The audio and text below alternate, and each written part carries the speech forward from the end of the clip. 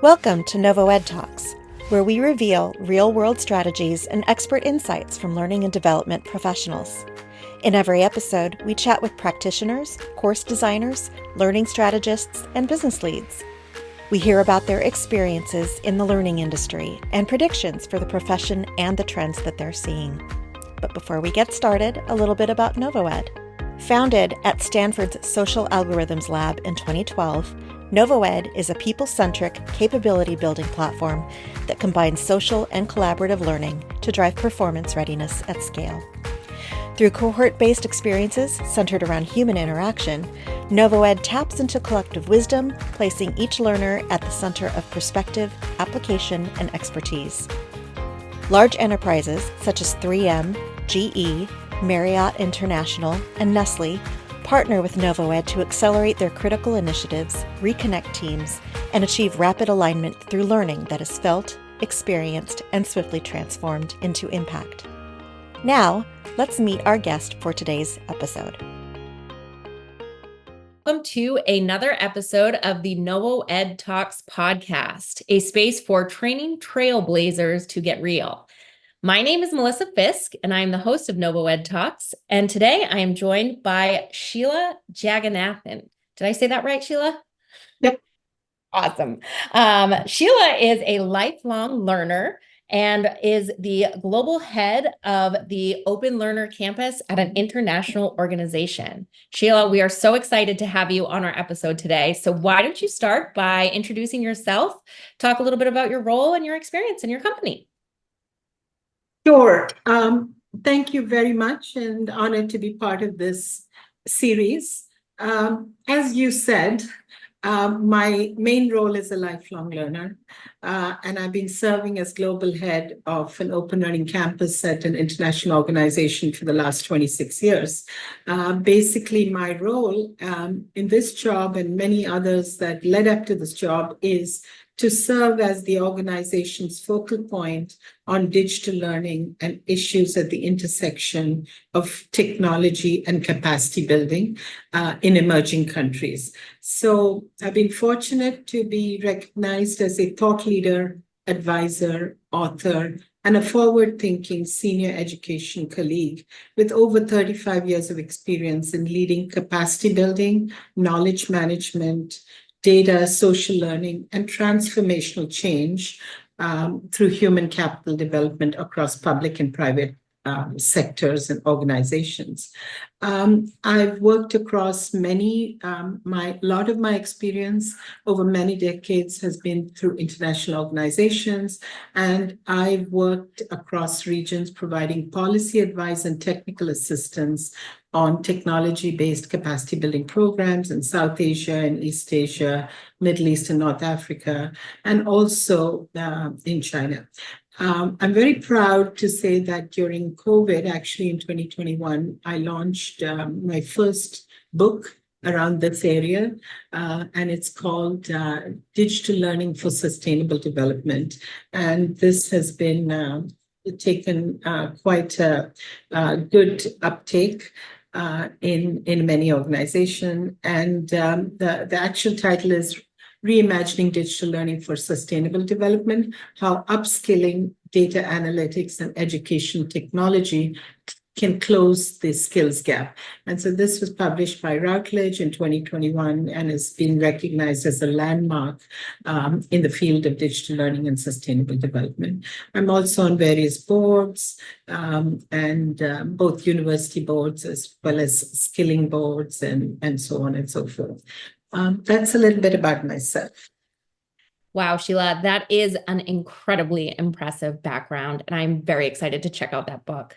Why don't you speak a little bit about, I'm sure you've had a broad spectrum of learners over the years, but who are some of your kind of current learners and what are some of their biggest challenges?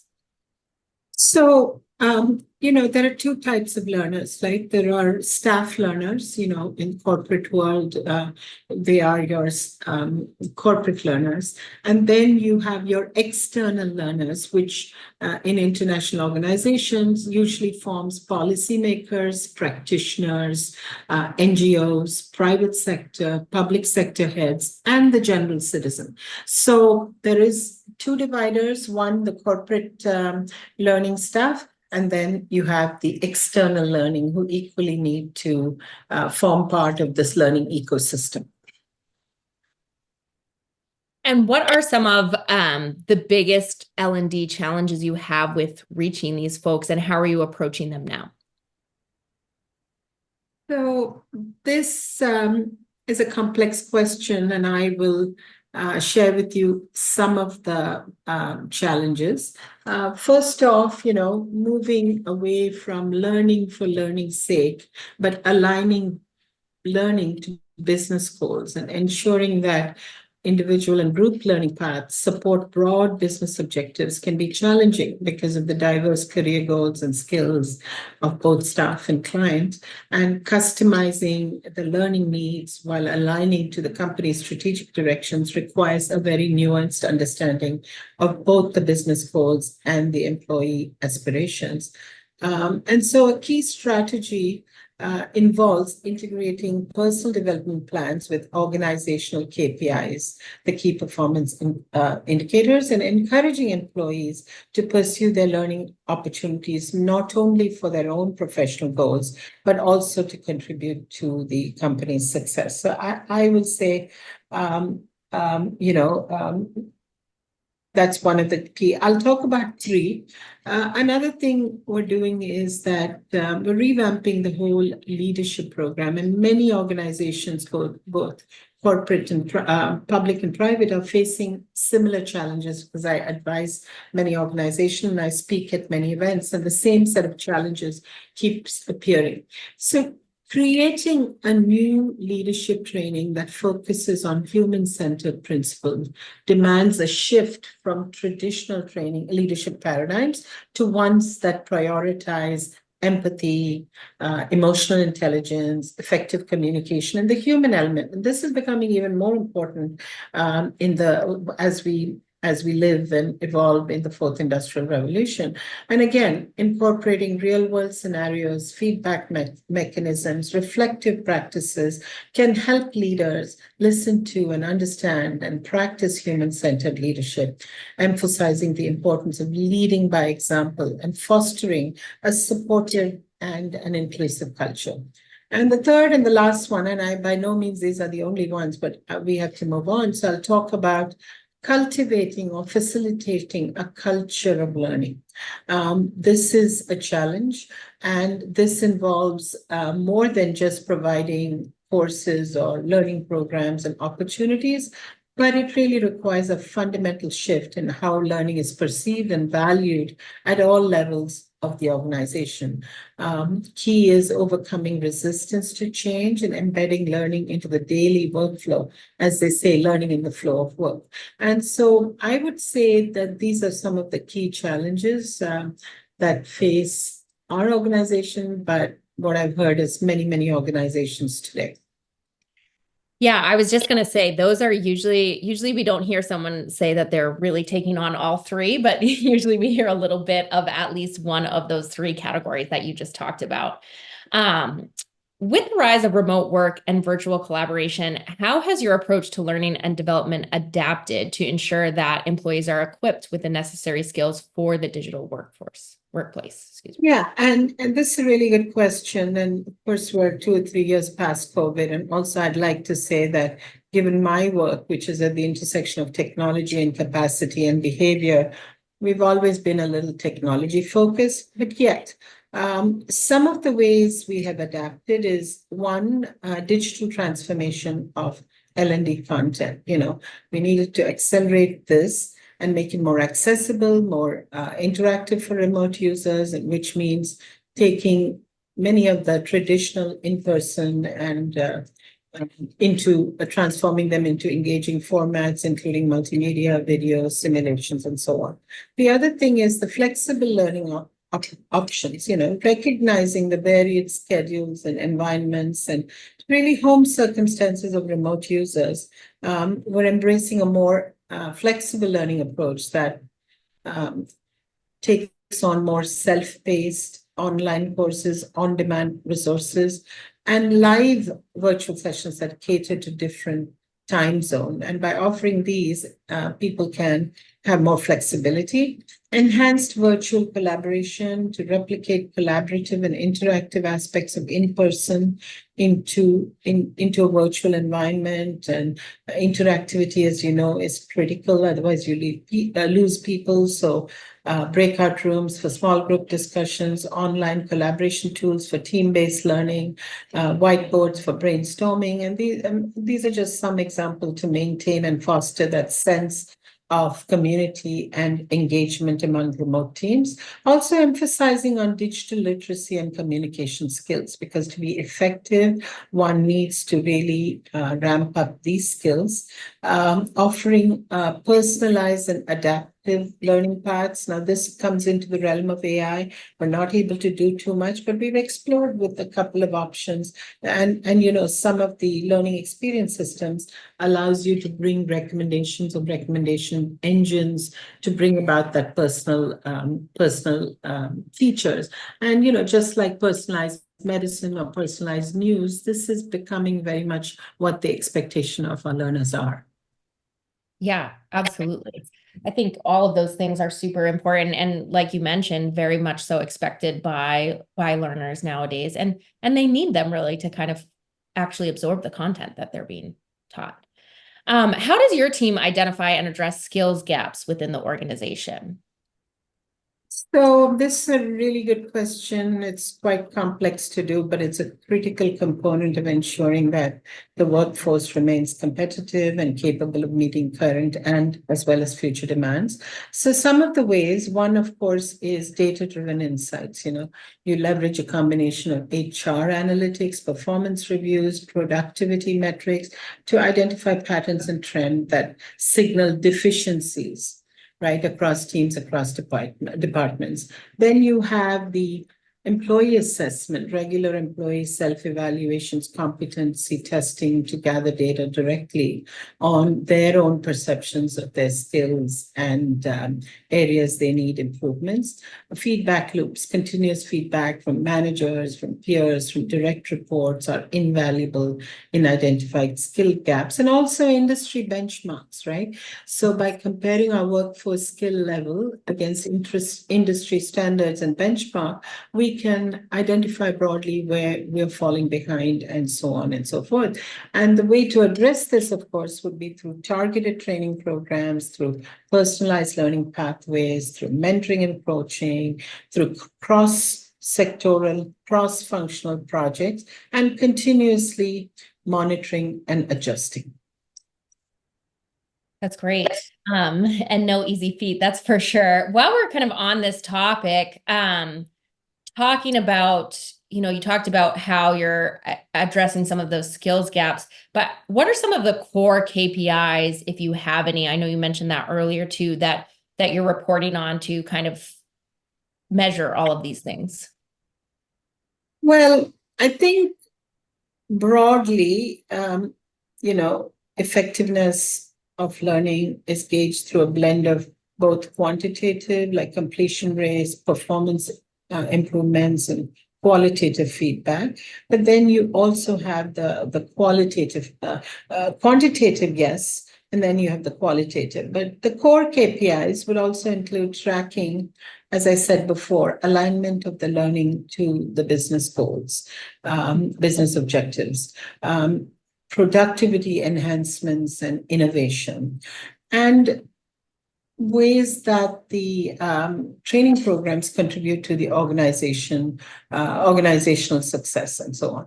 So some of the quantitative measures we use are completion rates, assessment scores, both pre and post, skill application, which leads to performance improvements, and then, of course, the business impact that we just talked about. But then on the qualitative measures, we also look at participant feedback, manager and peer observations, retention rates of employees and career progression paths, and then the learning culture metrics, such as increased knowledge sharing, which is not easy, because we live in a world where knowledge is a precious commodity and a lot of sharing doesn't happen, and more hoarding happens. And so these are also very, very important to impact the culture and to measure. I love that, the learning culture metrics. That's the first time I think I've actually heard that in one of our episodes, but I think that's so important and trying to measure that and understand that. Do you have an example of a successful case study or an L&D initiative that has significantly impacted employee performance and contributed to the overall success of the organization?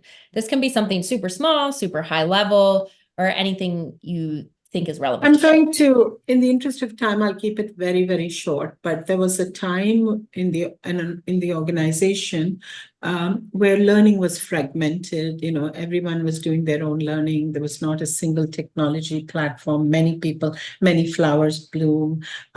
There was, if you ask somebody, is there a learning catalog for this organization? We couldn't give you a single catalog. So learning was fragmented. The quality of learning was uneven. There was no single interface. We couldn't get reports. And sometimes we couldn't even say, here's my catalog of 50 courses, and this is how much I spent. So none of them was possible. And on the other side, this is the internal problem. Externally, a lot of our clients and partners were feeling that this organization has so much knowledge to offer because they're international and they bring knowledge and convening power from many, many organizations and countries. And we would really love to have some of that knowledge to be shared with us, and also be able to use and customize, and particularly both tacit and codified knowledge. That was about 12 years ago when I helped design a blended learning ecosystem of learning for a very large multinational,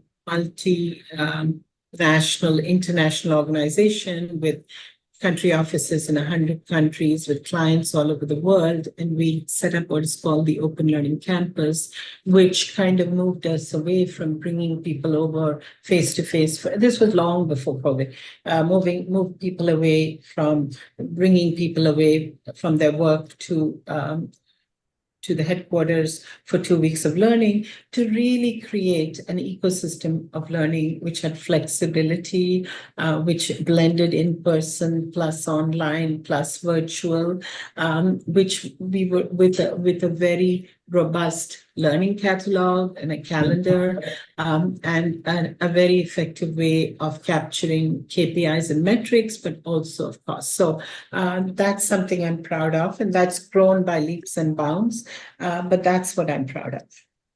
Yeah, that's amazing. And to do it so ahead, you know, like you said, COVID forced a lot of people into kind of getting to that space, but you were doing it well before then, which is very impressive. What role did technology play in that, you know, continues to play in your L&D programs? And how do you leverage certain tools and platforms to enhance learning and development?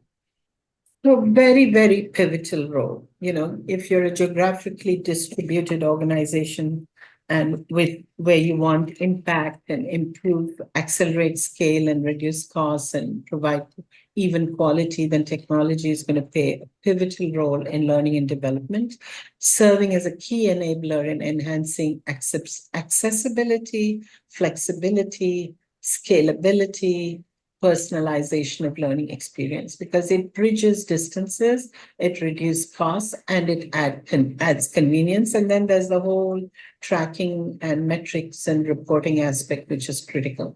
So in my opinion, technology plays a very critical role for all of these matters, and key highlights are enhancing accessibility and flexibility, on-demand learning, mobile learning, reducing costs, costly travel costs, also design ones, reuse multiple times, enhancing the learning experience, interactive content, virtual simulations, experiential learning, gamification. And now with AI, and I'm exploring a lot with AI these days, there's so much you can bring in. I told you about moving away from the one size fit all to more personalized learning. Now that's a little ways ahead, but we're already starting to pilot. And then you have AI tutor bots and chat bots. AI plays a huge role in very efficient and cost-effective ways of translating learning. And also AI plays a huge role in learning analytics and decision-making for learning. So all of these are some of the reasons why technology plays a role, but there are more that one can delve into as well. I'm sure. Yeah. Obviously with the advancements in technology over the past 5 years and beyond rapidly evolving, what are some other key takeaways, other than the advancements of technology that you've seen kind of change and shift in the last 5 years? Landscape of learning and development, especially technology, has undergone significant transformation. And this is largely due to technology, but also workplace demands are changing.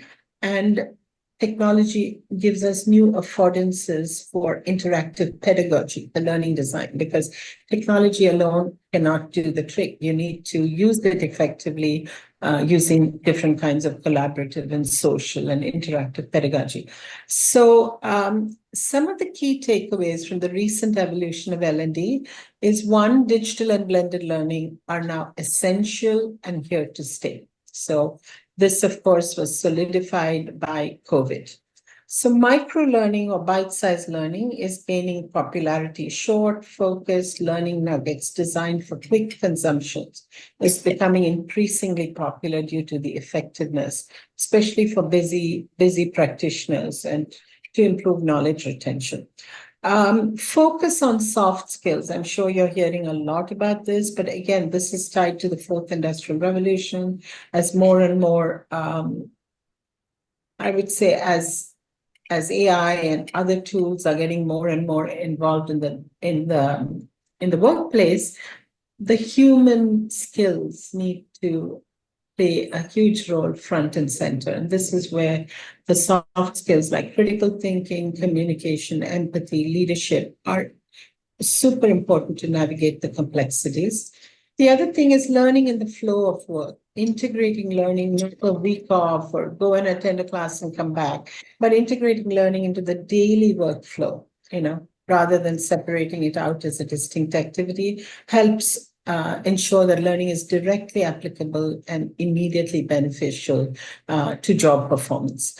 And then, of course, we talked about use of AI and artificial intelligence. I won't go more into it. That's what the future, and also immersive learning, metaverse and simulation-based learning. These are not pie in the sky anymore. They're happening. I was in a panel speaking about metaverse the other day, and these are happening today. And they may not be mainstream, but we certainly have to be aware of all this because it's coming along quite a bit. Also, social learning and collaborative tools.